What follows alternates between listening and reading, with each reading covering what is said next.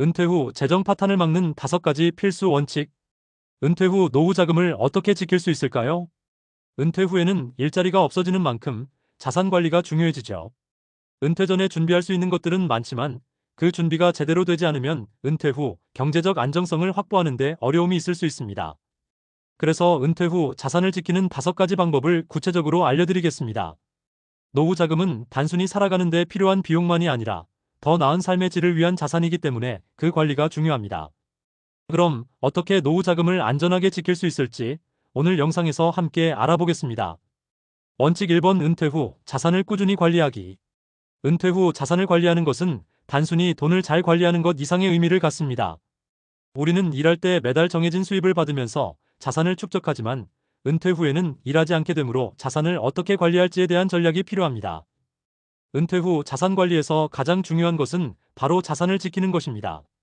많은 분들이 은퇴 후 자산을 늘리기 위해 고위험 고수익 투자에 손을 대기도 하지만 이러한 방법은 큰 리스크를 동반하기 때문에 가능한 한 자산을 보호하고 안정적으로 운용하는 방법을 우선시하는 것이 좋습니다. 따라서 은퇴 후 자산 관리를 시작하기 전에 리스크를 최소화하면서 꾸준한 수익을 얻을 수 있는 전략을 짜는 것이 중요합니다. 원칙 2번, 자산을 3가지로 분배하기. 자산 배분의 중요성은 모두가 알고 있지만 이를 실제로 어떻게 분배해야 할지 막막할 때가 많습니다. 자산 배분은 크게 3가지로 나눌 수 있습니다. 첫 번째는 배당주에 투자하는 것입니다. 배당주는 주식이지만 단기적인 주가 변동에 따른 위험을 줄여주는 특성이 있습니다. 안정적으로 배당금을 지급하는 기업의 주식에 투자하면 주식시장의 변동성에 덜 영향을 받으면서도 정기적인 수익을 얻을 수 있습니다. 배당주는 특히 은퇴 후 꾸준한 현금 흐름을 만들 수 있는 좋은 방법이 될 수 있습니다. 그럼 배당주에 투자할 때 어떤 점을 주의해야 할까요? 가장 중요한 것은 배당률이 높다고 해서 무조건 좋은 배당주가 아니라는 점입니다. 배당률이 높을수록 주식의 리스크가 크거나 기업의 재정이 불안정할 수 있기 때문에 안정적인 배당을 지급하는 회사의 주식을 선택하는 것이 중요합니다. 두 번째는 채권입니다. 채권은 기본적으로 안정적인 수익을 제공하는 자산으로 주식보다 위험이 적고 일정한 이자 수익을 얻을 수 있습니다. 주식시장이 불안정한 시기에도 채권은 안정적인 수익을 제공하는 경향이 있습니다. 은퇴 후 현금 흐름을 안정적으로 관리하려면 채권을 일정 부분 보유하는 것이 좋습니다. 채권은 국채와 회사채 등 여러 종류가 있는데 국채는 안정적인 수익을 제공하지만 수익률이 낮고 회사채는 상대적으로 수익률이 높지만 리스크가 있을 수 있습니다. 따라서 자신의 리스크 수용 능력에 맞는 채권을 선택하는 것이 중요합니다. 세 번째는 현금성 자산을 보유하는 것입니다.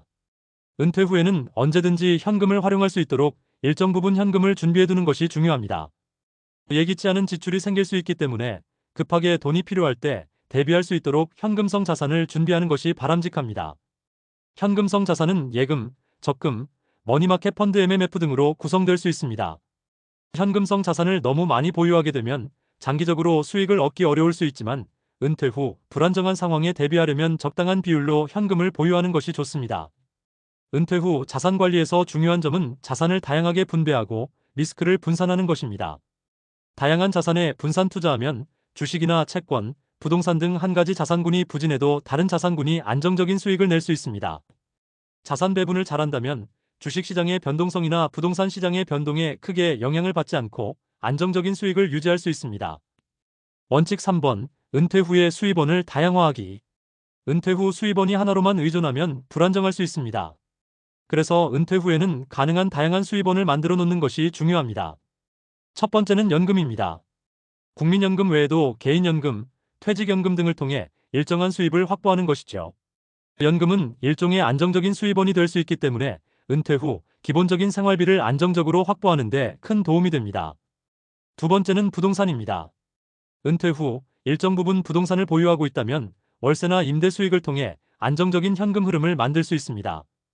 다만 부동산 투자는 초기 자본이 많이 들고 관리나 유지 비용도 발생할 수 있기 때문에 신중하게 선택해야 합니다. 부동산은 장기적인 안정성을 제공하는 자산이지만 단기적인 수익을 얻기 위해서는 잘 계획된 투자 전략이 필요합니다. 세 번째는 배당주에 투자하는 것입니다.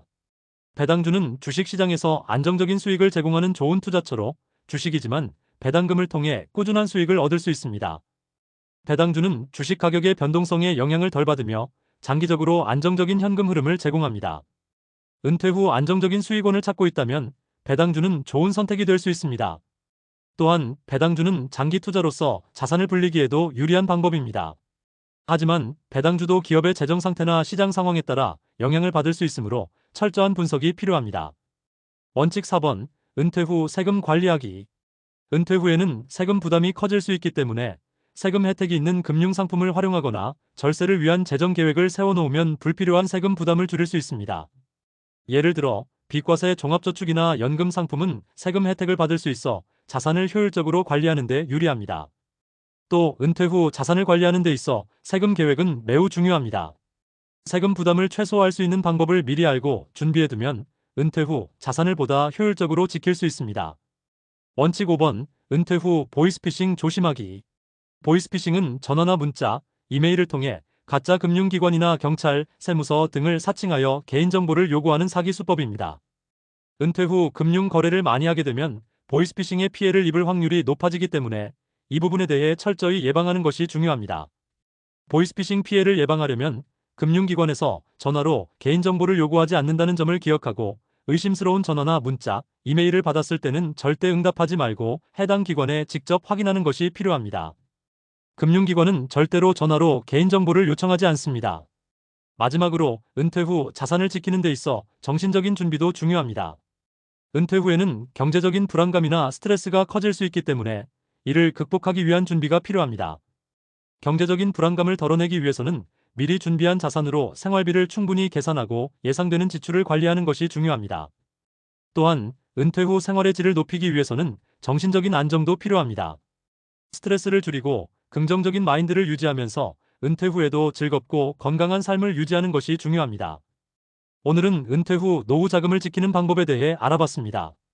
자산 관리의 핵심은 안전성을 유지하면서 다양한 방법을 통해 수익을 창출하고 지출을 합리적으로 관리하는 것입니다. 미리 준비하고 자산을 다각화하며 세금과 위험을 관리하는 방법을 익히면 은퇴 후에도 안정적인 삶을 누릴 수 있습니다. 보이스피싱과 같은 사기 피해도 예방하면서 지혜롭게 자산을 보호하시기 바랍니다. 오늘 영상이 도움이 되셨다면 좋아요와 구독 버튼 눌러주시고 궁금한 점이 있으면 댓글로 남겨주세요. 다음 영상에서 또 만나요.